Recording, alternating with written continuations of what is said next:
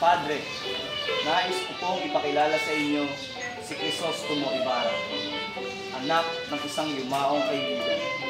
Galing pa siya sa Europa. Magandang gabi po sa inyo. Aba, kayo po ang kura ng aking bayan, hindi po ba?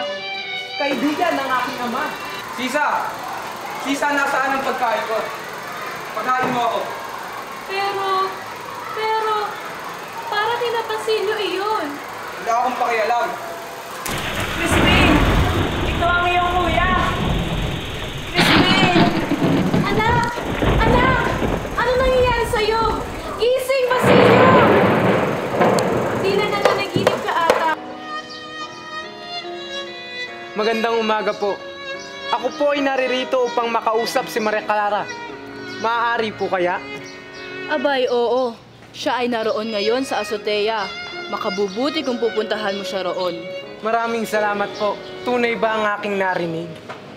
Na hinihintaw mo raw ang aking pagbabalik? Oo. Aaminin ko. Medyo hinintay ko nga ang ikaw ay magbalik. Kung may pagtatangi man ako sa iyo noon, tiyak ko mas masidhi ang iyong damdamin para sa akin. Natatandaan mo pa ba ito? Ang aking sulat pamamaalam. Mahal kong Maria Clara. Marahil ay hindi na ako umagahin. Kunin mo ang maraming kahoy na nakabunton sa kabila ng batis at italaksan mo dito. Sindihan mo ang makakahoy at hayaan mong kami masunog hanggang sa kami maging bato. Kapag walang ibang taong dumating, humukay ka rito at makikita mo ang maraming salapi. Kunin mo at gamitin mo sa iyong pag-aaral. Kunin mo na ang mga panggatong hindi na kita matutulungan.